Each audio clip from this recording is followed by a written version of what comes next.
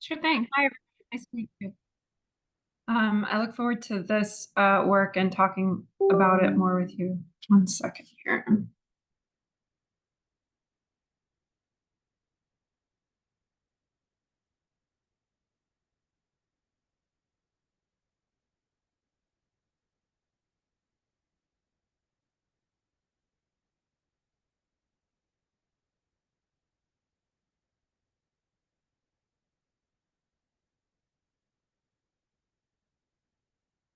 Is that showing you the actual slide, or are you guys seeing the presenter view like I am?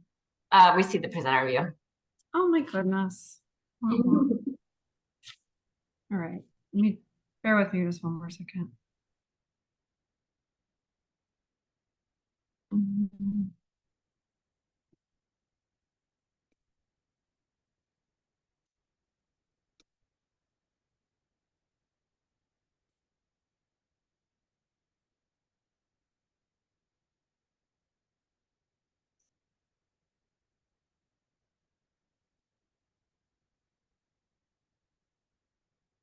How about now? It's good. You don't see presenter view? Perfect. I'm sorry. Okay. Yeah, no worries. Thank you. Sorry about that. So I thank everyone for the opportunity to be here, and I'm going to go through a little bit of our collective work.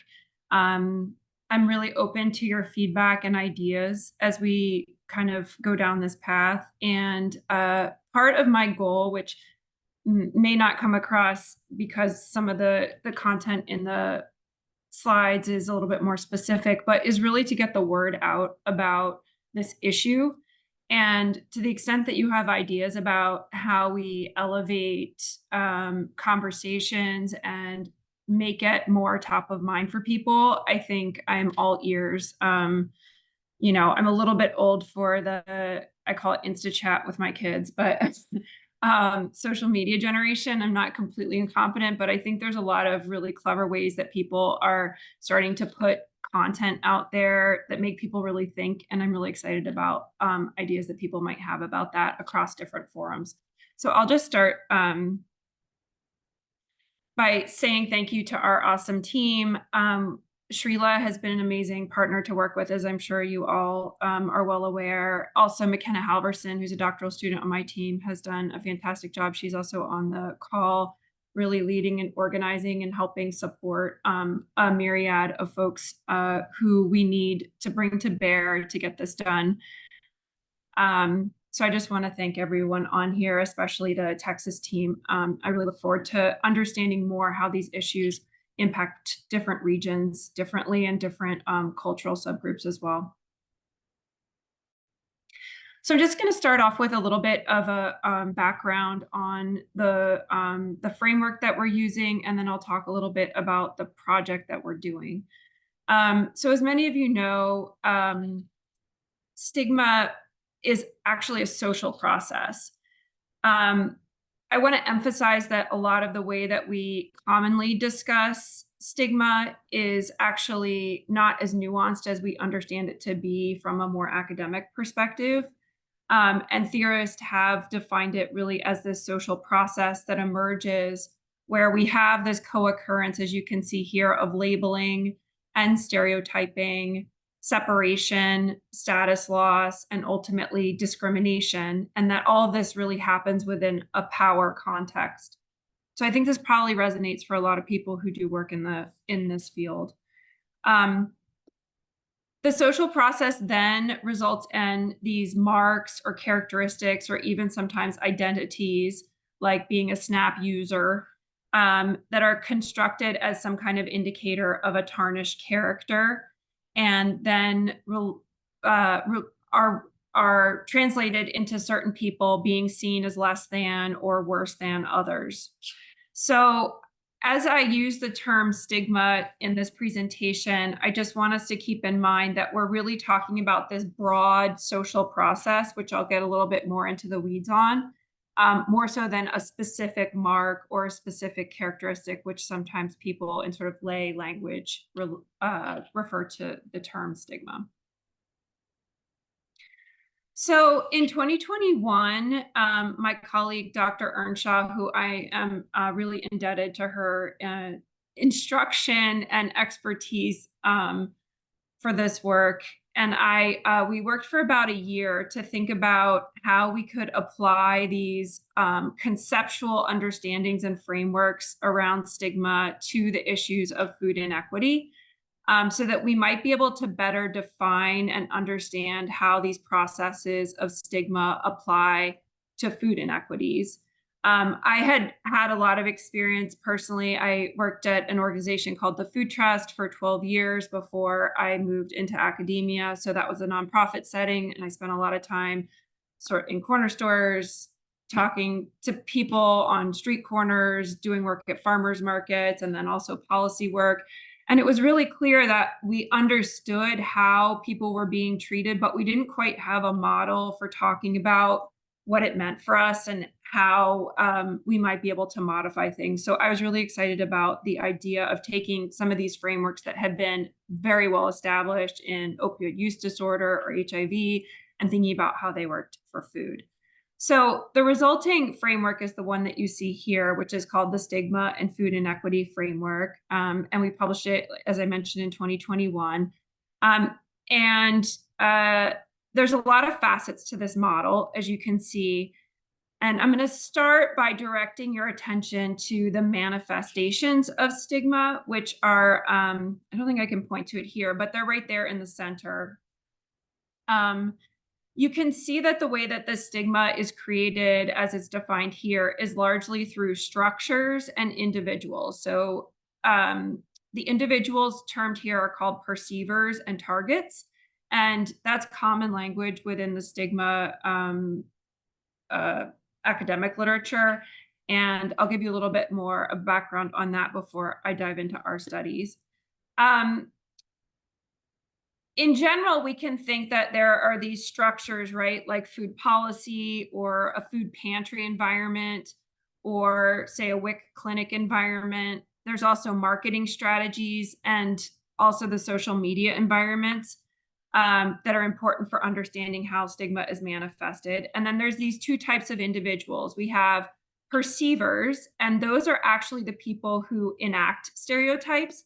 So they're not necessarily done to, they're the doers, if you will. And the perceivers are enacting the stereotype, prejudice, and discrimination that then the targets really bear the brunt of. So the targets then are those people who are feeling the impact of the stigma most directly and do it through several mechanisms. In turn, they often feel enacted stigma, that's direct, anticipated stigma, stereotype threat, and internalized stigma. And I'm going to walk through what these mean here in an example in a minute, but I just want to first set the stage for some of this vocabulary and the overall framework. So our model also recognizes the importance of intersectionality, and we recognize, of course, that these things do not happen in an individualized bubble, but that a person's race, ethnicity, or nationality, gender, weight status, and I think even immigration status have a lot to do with how they experience stigma as well, and that those intersections are extremely important and meaningful in and of themselves. Logistics are also recognized here, including access to resource. Obviously, in the food space, we talk a lot about transportation, also food quality and food safety. So over there on the right, you can see that these are mediating mechanisms, and they have a direct relationship that could either improve or worsen stigma's manifestations. I'll just finish off by mentioning that these psychosocial and behavioral processes are also really important, and that comes into play with coping. And you'll see as we go on in this presentation that we're doing several literature reviews, and coping is actually something that comes up a lot in the literature. And I suspect we're going to be able to have a decent understanding of what's out there when it comes to coping. In particular, people like that word in this field, it seems like.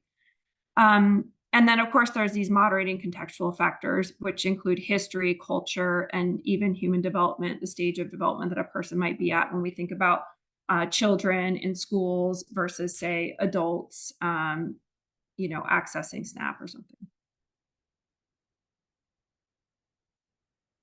So just to give a little bit of a context and hopefully some more relatability to this, big boxes of models and fancy words, I figured I would just walk through, and I apologize if you've already seen part of this example, but I think it's important to understand how these kind of words come together in real life examples. Um, so I'm going to start with a simple example of a grocery shopping trip. And we're starting with a shopper who I'm calling Anna. And I'm going to give you a little bit of background about Anna. So let's say Anna grew up in a middle income house, but there was a lot of judgments that were described, sort of offhanded comments, let's say, where she heard negative things about people with less than her family. Um, but then Anna came across a circumstance where she lost her job and she didn't have enough food in her house for a few months. So then she got connected to SNAP benefits through the food bank, but ultimately now she's really scared to use them. There's also a little bit more history that she's had with benefit programs where there was a time in her life that she had a boyfriend who received SNAP, and she remembered feeling kind of humiliated when people were rolling their eyes when he was using his benefits at the store. So I'm going to now break this down into some more of an academic terminology to connect this example to our model. So first, I've described that Anna has experienced, enacted, or experienced stigma. And that's because she actually received poor treatment in the past. When she was shopping with the boyfriend, she directly experienced that person making an eye roll or her feeling the direct judgment as a result of using the benefits. She also now is aware of anticipated stigma. So, sorry, I'm just checking my notes here. Here, she's going to expect that people will judge her, apply their prejudice or stereotype. They might even discriminate against her in the store. And that's all characterized as anticipated stigma. So it's not necessarily that it's happening to her in the moment. It's that now it's starting to be inside her a bit, and that she's expecting the judgment.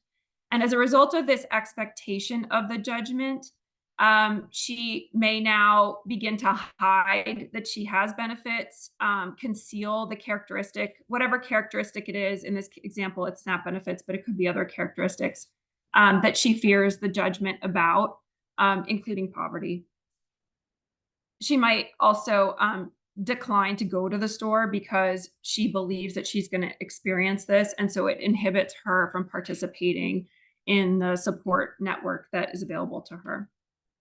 Internalized stigma is the last type of stigma that I'm going to mention. And this is when the target, again, this is the technical term for Anna in our example, is using her benefits and begins to personally endorse the negative beliefs that other people have. And she actually starts to apply them to herself. So she herself now is probably more likely to feel depressed, to have some self-blame, to really internalize this stigma, to believe that she is somehow a bad person because of this job loss and benefit program that she's entitled to. So targets are people then who live with these stigmatized characteristics themselves and experience usually these three kind of buckets of ways that stigma is manifested: internalized, enacted, and anticipated stigma. So the second example I'm going to give you is the other type of individual, who is called the perceiver. So the perceiver is called this because this was hard for me in the beginning to kind of wrap my head around why these terms, but the perceiver is the person who perceives the stigma from the larger community. Because remember, it's a social, like stigma is socially manifested. So they're perceiving these social norms and values and beliefs, and they're actually projecting that perception onto the target. So in our little grocery example here, we have a checkout clerk named Lauren. She's the perceiver. And let's just say that Anna now is walking up to Lauren to check out with their benefits. And Anna sees that, and Lauren sees that Anna has an EBT card, and immediately her body language changes. She becomes a little bit more irritable. She may stop making eye contact. She puts up a bit of a different affect in contact, connecting with Anna. And then she actually says something. She says something like, "Oh, I'm warning the next person that this might take a while." And so by taking these actions, Lauren now is manifesting the social stigma related to using these food benefits into prejudice, discrimination, and stereotyping. Um, she may hold these beliefs herself directly, but she may also be doing it rather indirectly. Um,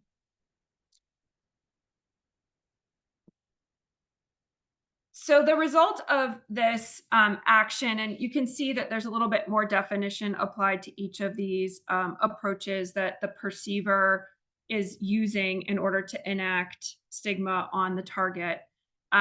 This idea that you feel uncomfortable around the person with the stigmatized characteristic is a key determinant of the term prejudice. Stereotyping, of course, is when you're applying a characteristic of an entire group to a particular individual. I think a common stereotype we get with individuals who are trying to use their benefits is the idea that somehow this person doesn't actually deserve the benefit, or that they have more than they're, letting in on, or they're buying food, or somehow, you know, doing something opulent when indeed they, are pretending maybe that they don't have money, these kinds of ideas. And then discrimination is directly treating someone different than other people based on that stigmatized characteristic. So hopefully that's been helpful. I'm going to move on now to just a little bit more about our particular study, which actually has 3 aims. So it's kind of more than one study. It's almost 3 studies in one. This is the name of the study is called Unveiling the Layers of Stigma Related to Utilization of Food Assistance and Free Food Programs. And we've received 1 year of funding from RWJF through the Healthy Eating Research Program. And both Dr. Sharma and I are leading this effort. We have 3 aims. The first is, the first 2 really are literature reviews. And then the third is actually a qualitative study, which unfortunately is probably the smaller part of the study in terms of, I guess the funding, but I think was really important, and we fought hard to keep it in there.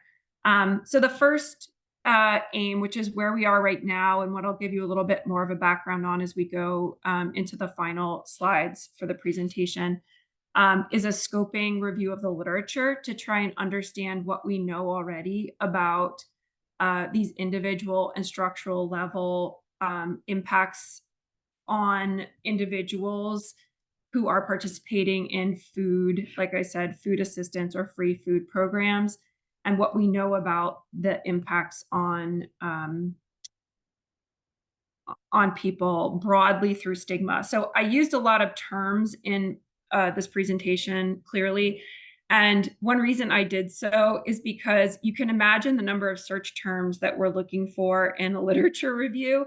If it's anything that has to do with however, up until now, people have characterized these ideas that are closely related to stigma, but maybe they didn't quite have the same vocabulary for, and its relationship to participation in programs. The second is a literature review specifically around interventions. So the idea that we all have behind really all of this is how can we intervene ultimately and make the circumstance better for everyone? So we want to take a look at what kind of stigma reduction interventions are in place and what has worked. We don't expect that there will be a lot in the area of food access or, food assistance and free food programs, because I think this is relatively new. But we know that there are a number of effective stigma reduction interventions in other areas. And so we're going to first look at the food, and then we're going to move on to see if there's any really promising interventions in other sectors that we might be able to apply here. And then the last is a qualitative study where we're looking to talk directly to participants and leaders in emergency food program administration programs, both in Texas and in Delaware. So I'll just have a couple slides to let you know where we are. This is as of yesterday, but I'll tell you, you could see that we have a really big team, and I think we screened about 1,000 articles in one day in the last couple days. So these numbers are changing rapidly. But our first actual aim, and I'll give you the detail because some of this, as you can imagine, when you get into the weeds, it really does matter, is to conduct a scoping review. So it's a scoping review of the literature that are focused on both individual and structural level stigma associated with food assistance. This is for adults, so we're not including like school meal programs and other free food programs, such as those that you might see right at food banks, pantries, box programs, those kinds of things. And it will be inclusive of food insecurity and related stigma research. So we're really looking for those food kind of terms and those stigma kind of terms, and studies specifically in the US, in English. I think because of the policy implications, we're trying to focus more on the US. And these specific stigma manifestations. So where are we? I'm just going to bounce back. I'm sorry. So we started off with 5,985 initial studies. Of course, there's duplicates in there. We looked across 5 different major databases. As of yesterday, we had screened 2,000 or so of them. I suspect by today, we're probably up to 3,000. And we're using this cool software called Covidence. I don't know if you guys have used it before, but it really helps keep track of everyone's vote on the team as to whether or not studies were, thumbs up, thumbs down, or a maybe, and then we can resolve the conflicts, and then it generates these tables for us as well. So in terms of preliminary findings, I was a little surprised at this, but it might not surprise people on the call that a large body of literature, or at least larger, it's all kind of anemic to be honest, but a larger body of literature seems to be on articles that focus on college students and their use of food pantries or their experience with food insecurity and stigma. So I didn't expect that to be one of the larger bodies of literature, but it is.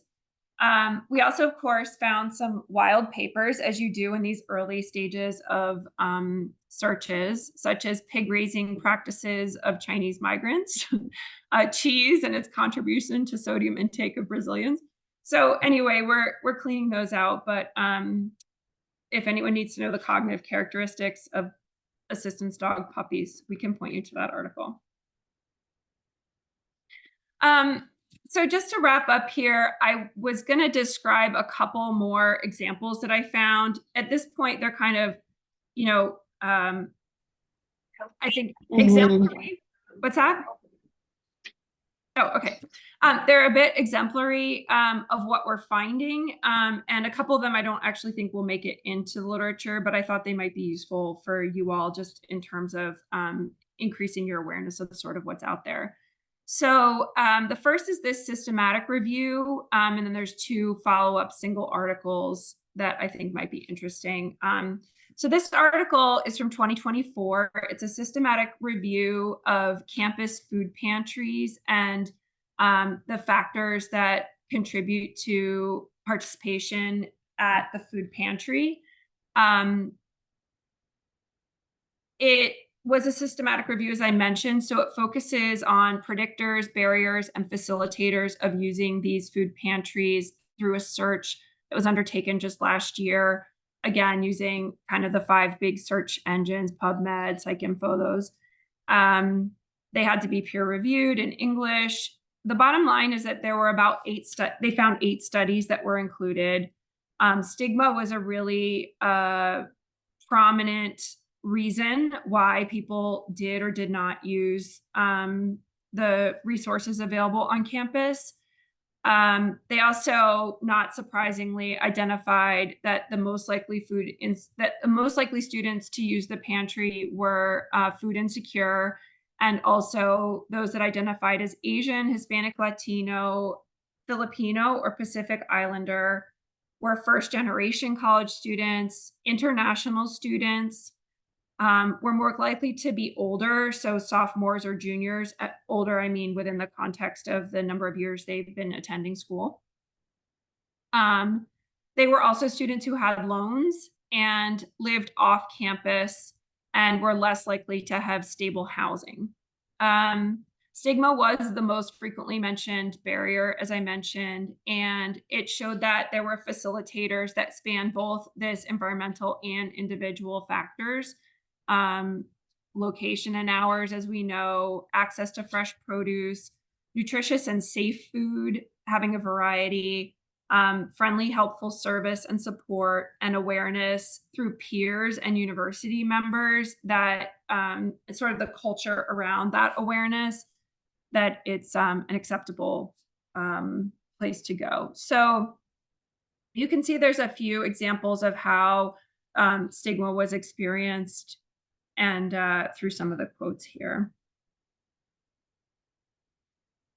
The next study I'll bring up is considerably different. I don't actually think it's going to make it into our final round because it includes participants who had HIV rather than food insecurity exclusively, but we can debate it a little bit here. I like it because, and I brought it to bear here because it's a little bit of a different model, but I think it relates deeply to what we're talking about. Here, food insecurity, like many of the articles that we're finding, and program participation is really nested within a much larger context of other program participation, which makes this review a little bit tricky. The article focuses here on what they call material need insecurities. And that includes all basic resources such as income, food, housing, and healthcare, which often also food insecure individuals in the United States can experience, and together are really these, social determinants, if you will, or predictive of poor health outcomes. They really feel like there's this missing body of work that encompasses all of these. And so they've sort of hypothesized this model that indicates how these larger experiences come to bear on the overall experience, including food insecurity. And what I thought was interesting is they really start off with this idea of citizenship and political empowerment at the top of the model, and that they feel that the citizenship and political empowerment is very directly tied to the labor market, their access to jobs, baseline health, and also socio and demographics. And stigma in their model comes in at this higher level. And then they examine sufficiency, quality, uncertainty, and social acceptability, which is obviously another way that stigma is manifested. So I think it's kind of interesting that it falls there in the model as drivers of health outcomes.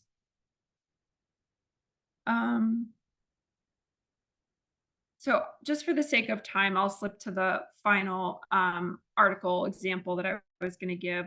So this is a study that sought to address food insecurity. This is a little bit more of what I expected to find, but is frankly a little less typical. But it's typical in one way in that the term stigma is used quite often, but the actual reflection on how stigma is manifested is relatively minimal. So this study sought to address food insecurity and understand how to improve healthy eating with a fresh food prescription program. And they conducted focus groups with Latinx participants and African-American participants. They did descriptive and inductive analysis. And ultimately, they identified 3 key themes that were drivers of participation in the RX program. One was the accessibility of the fresh food that was hindered by cost and household size. Also, they're interested in the, household size was one of the factors. they found that it was improved by food pantries, budgeting, and education, as reported by the participants.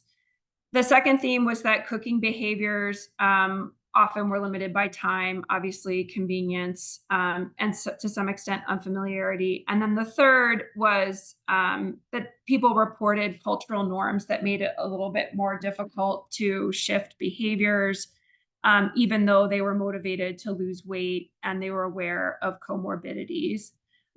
They really did prefer their local produce, and they liked cooking classes, but they were really concerned about stigma. So the one mention of stigma in the whole entire article was this example that they said one participant stated, which I quoted for you here, which is, will there be any tracking associated with it, meaning participation in the program, because there's some stigmatization around everything federal, and of getting help from them.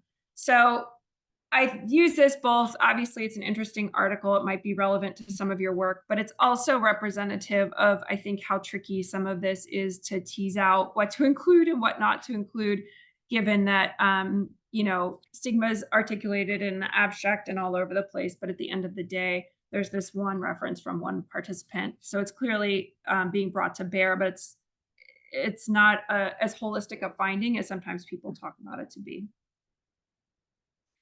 So just to wrap up, I really look forward to having an ongoing connection with this group. I'm excited to continue to have a bit of iterative conversation with you all about where we are in the study and how it's going and what ideas you have about how to make sure we're interpreting things well and putting the communication and media outreach out there in ways that are really meaningful for people. And I, again, open up the discussion for other ways that we could look at this or other ideas that we should have on our radar. Thank you. Thank you. Great job, Dr. Karpyn. And in conclusion to your question, we're just having this email back and forth prior to the presentation. Would you be open? We recorded this session for us posting this in our Mighty Networks, and allowing for opportunity for individuals to respond to it there? Yeah, I think that would be awesome. And I was also going to just see, maybe I'm not good at this, but I have this dancing idea in my mind that maybe we could even take some snippets from this and push it out in other social media forums. So maybe we could work on that collaboratively. Yep. Awesome. And I'll get communications with you. But questions? Allison, that was great. Thank you. Can you share a little bit with the group on, the other two aims that are, especially the one related to the primary data collection part? Yeah, so I think you and I probably have a little bit more discussion to go on exactly how we decide to do that and with whom. But I think the third aim is, I think, where a lot of our hearts are. And the idea is that as we go through this literature review, we might understand, or at least we'd have better examples. I think everyone probably on this call has a lot of good examples, unfortunately, but to have a little bit more examples of a backbone from the literature that then we could move forward to use as part of this next component. But so the way that we wrote the initial aim 3 was that it would be a qualitative study. We would do it with 40 emergency food program or food bank participants, and that they would be recruited both from Texas and Delaware community sites. That we could potentially do this over a couple different waves, because we're not, we'll see how participation rates go. And that we would also then potentially do interviews with 10, what we called intermediaries. And by intermediaries, what we meant were really, now that you know the nomenclature, sort of leaders who might be setting the stage in the environment, or who might be able to influence the perceivers. So staff at food banks or cupboards. It could also be folks from nonprofit organizations or hospitals if they're doing RX programs, or some other sort of version of an emergency food distribution site, and that those 10 intermediaries would be in Texas and Delaware. Does that answer your question? Are there more details that would be useful? No, that's great. That's Okay. great. I've got the questions here, Allison, too. I can see if I can share. Just we broke them down kind of by type of stigma. So some of our preliminary questions will be aligned with the types of stigma that Allison mentioned in her presentation. So if people are interested, we can share these out. Yeah, and we really, I mean, we don't pretend to know the best way to ask a lot of these questions, to be honest. It's really emerging work, and I think the more collaboration we can get, the better. Shreela and I were just on a call with folks in Minnesota and Connecticut who've done a little bit of work in this area, and they had suggestions too around the best way to word these questions. The way that they're worded here now, just for curiosity, is based on similar tools that have been used in other sectors. So we kind of adopted the language for the food space, but I'm sure there's going to be better ways to do this as we go over time, learn over time.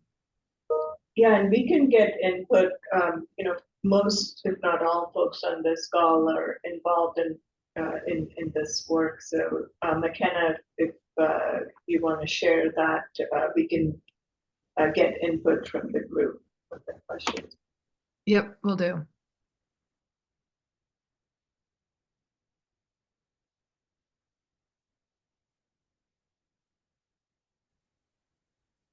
Any more questions?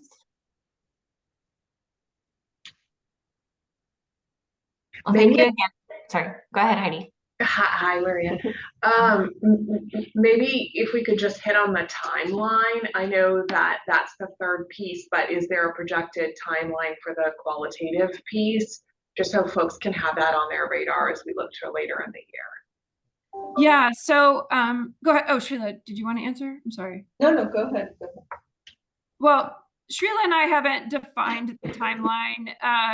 We're making up as we go along in oddly public spaces, but in my wish list, it would be that we would start in August with that first round, and then we would roll into it, kind of trying to avoid those winter months when things get really crazy, the holiday season for food banks. So I was trying to jump in as soon as we can.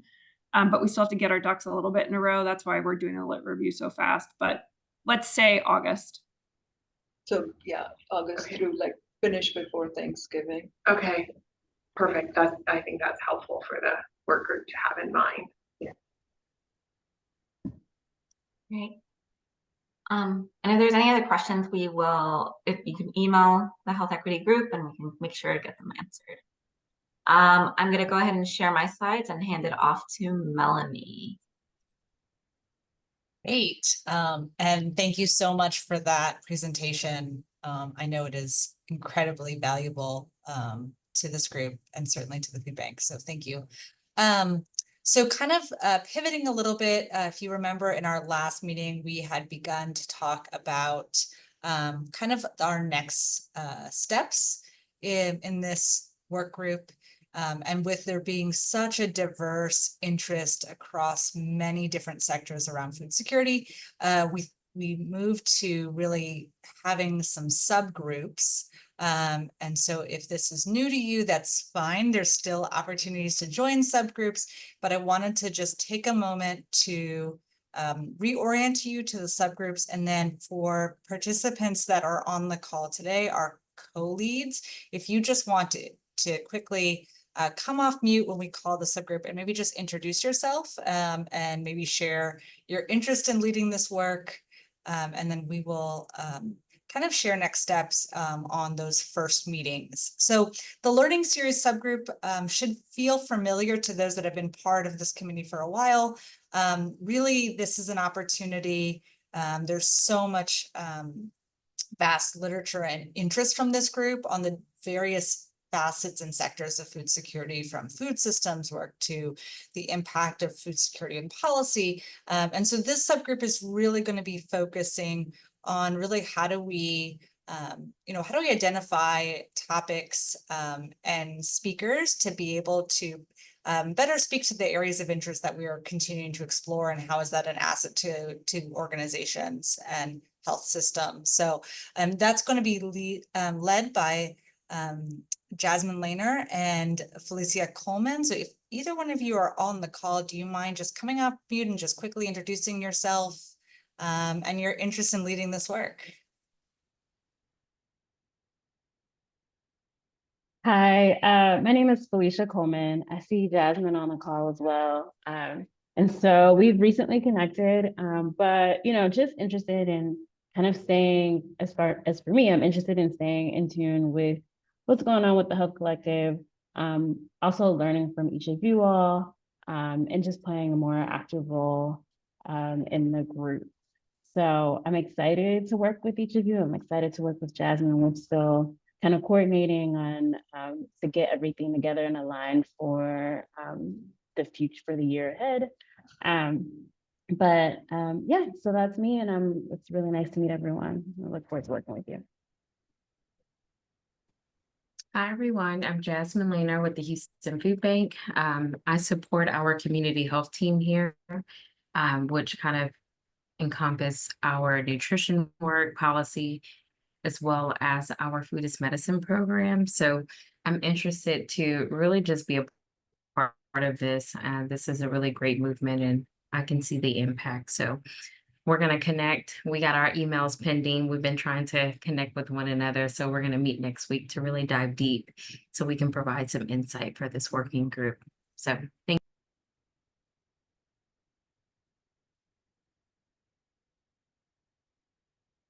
Wonderful, thank you. Maria, do you mind switching to the next slide?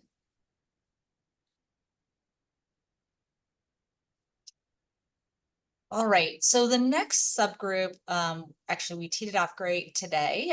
We had an opportunity to hear from Dr. Karpyn on some of the work that she's been doing. And really this subgroup has an opportunity to kind of take this information and best practices and think about how this can support implementation, resources, opportunities, as we just heard call for how do we get this information out to community-based organizations or health systems.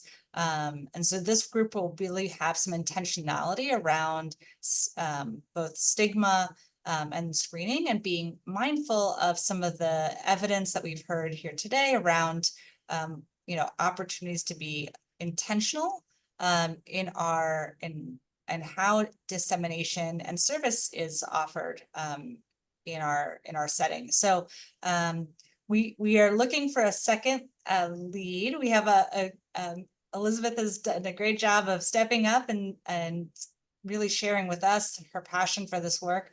But if you are, after hearing the presentation and feel moved to help support leading this work, we would love to have you join this subgroup or offer to co-lead so that there's some depth in our leadership for this work. But Elizabeth, if you're on the call, do you want to come off and just share with us your interest in this subgroup and leading this work? Yes, so I'm Dr. Elizabeth Onuga. I'm a pediatric nephrologist. I'm interested in pediatric hypertension and food insecurity. I started food insecurity screening in my nephrology clinic a couple of years ago, and noticed, the stigma associated with, parents responding to our screening exercises. And, when this opportunity came up, I felt it was a good fit, and I look forward to being the co-lead on this. And the presentation today was awesome, and, makes me excited for what we're going to do. Wonderful, thank you. Melanie, sorry, Yeah. Liz, Dr. Onuga, we'll be sure to include you in our research meetings with the Delaware team as we move the project forward. Yeah, that would be awesome, because kind of taking a look at the objectives that we have set out, the literature review, it's like it's been done, and I look forward to being a part of a meeting so we can move this along. Yeah, great. Wonderful. Our final subgroup is the Food as Medicine Scan subgroup. And again, just a reminder, this subgroup is really building on the work that's been done to systematically capture the food as medicine programs here in the greater Houston region, and also to serve as a tool to connect food as medicine implementers to this space. We recognize that there's a robust group of organizations and maybe community-based organizations and others that are engaging in food as medicine practices that may not be captured in this work. And so we really want to understand, the landscape of our community, identify maybe where there are gaps, and where we can really better tell that story of all the various services that are being and work that's being done in our region. So this group will be working with Dr. Ryan Rampel on the layerings that are needed for that program index, as well as really considering what information should be included when we think about the food as medicine landscape to support both policy and to support implementers. And this group is being co-led by Naomi and Cassidy. Both of you are on the call. If you want to just come off of mute and just share your interest in this space and your interest in co-leading.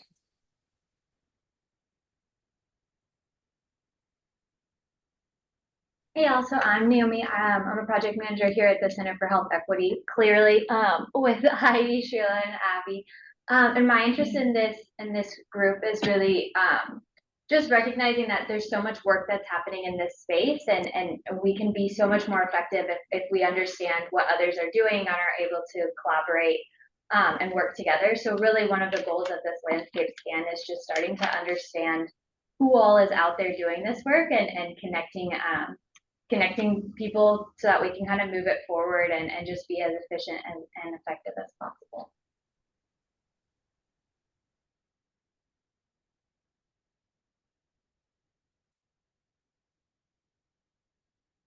And I'm not sure if Cassidy is on. I did not see her. So just an update that Cassie and I had a chance to meet this last week to kind of start outlining like what our next steps are going to be, and we're really excited to reach out to everybody who has expressed interest in joining the subgroup to try to figure out a time when we can meet and we can start basically working together and moving it forward. So that'll hopefully be coming out, at least a doodle poll to start figuring out when it might be possible this upcoming week. Thank you, Naomi. And so with the last 4 minutes, just next steps. If you're still interested in signing up for a subgroup, please feel free to use the QR code to link to the survey to sign up. The subgroup leads will be reaching out to the individuals that have submitted interest in the group. And then our next meeting is on July 26th. So I look forward to seeing you all there. Any other updates or thank yous or anything before we go? Kudos.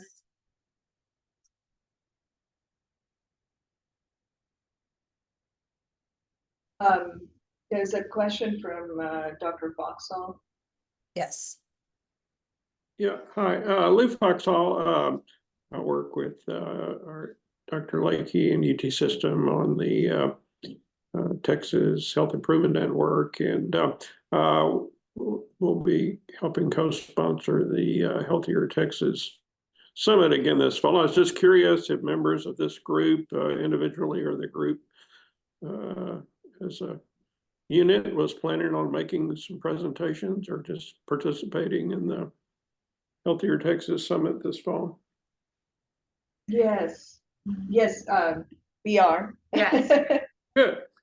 We have two specific health equity collective efforts, one around collaborative communication and another around the community health worker workforce that will be presented. But I would expect that many of the members here also have organizational presentations that will be participating. Yeah, every year we have multiple a group. Yes, this is a very active group on the Healthier Texas Summit, so we look forward to it. Good.